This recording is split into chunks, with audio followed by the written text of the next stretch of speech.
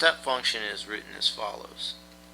F of x is equal to integer x star, which is equal to the greatest integer less than or equal to x. And this will be easiest explained by making a table and drawing a graph. Let me make a table over here. These are x values, these will be the y values, and we'll put the points over here.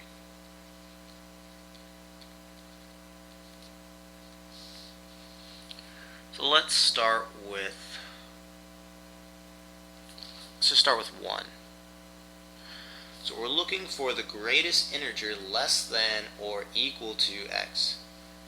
An integer is a number like 1, 2, 3, 4, 5, minus 1, minus 2, minus 3.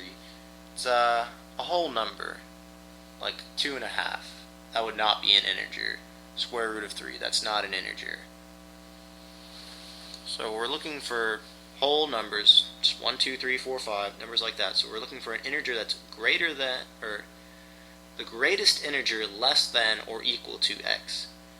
So we have 1 is an integer, so that's equal to. That's going to be the greatest one. So we're looking for, I guess, think about it as, well, never mind. Actually, that'll probably be a little bit more confusing. I'll just explain it like this. So we have 1, 1. Alright, so this is going to be where we're going to start deviating from just our normal 1 and 1. So here we have x is equal to 1 and 1/4, and y is equal to, again, the greatest integer less than or equal to x. So an integer, so right now, this x is between two integers. It's between 1 and 2. So the x is somewhere between here. And we need the integer that's less than x. So it's less than or equal to. So because 1 and 1/4 is not an integer, we need the integer that's less than that, and that's going to be 1. So 1 and 1/4, 1. So if we have 1 and 1/2, again, the greatest integer less than or equal to x. And since x is not an integer, we need the one that's we need to find the nearest integer less than 1 and 1/2, which is also 1. So 1 and 1/2, 1. So hopefully you'll be able to guess this time. So 1 and 3/4. Again, integer that's less than or equal to x. 1 and 3/4 is not an integer, so we need the one that's less than that, the closest one less than that, the greatest integer less than 1 and 3/4, which is also 1. 1 and 3/4, 1.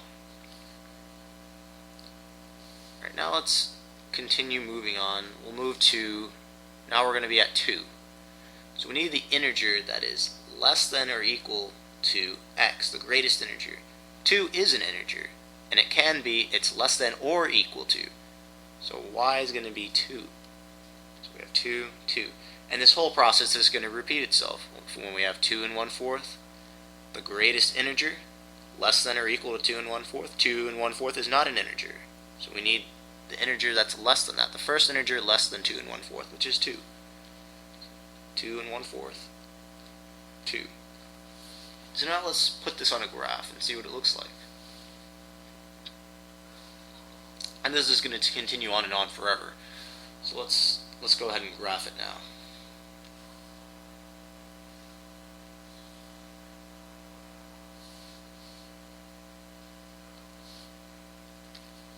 We got the graph. This is x and y.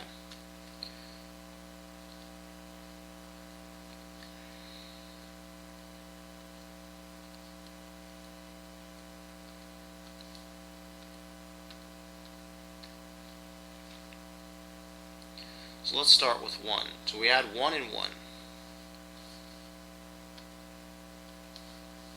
So if x is 1, the greatest integer that's less than or equal to 1 is 1.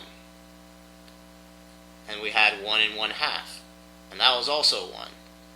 And we had 1 all the way up until we get to 2. So that graph looks like this, because as soon as we hit 2, 2 is an integer.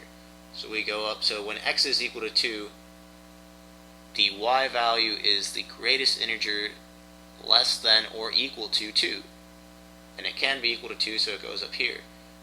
And then again, we had 2.5, we had 2.5, 2 1/4, 2 3/4, and those are all going to be equal to 2. All the way up to we get to 3. And then 3 is an integer, so it can be equal to 3. And then we're going to get to see, you'll notice that a staircase is forming.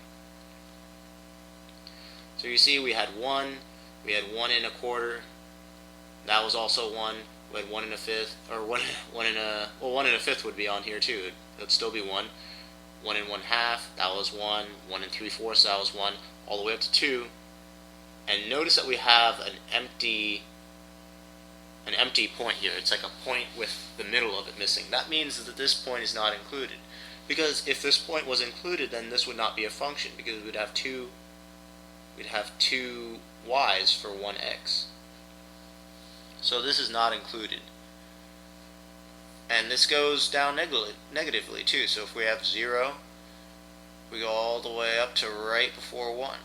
And if we have -1, we go all the way right before 0. We have -2, all the way right before -1.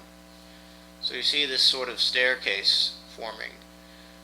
And that's why they call it the step function. And again, there's not going to be too many uses for this.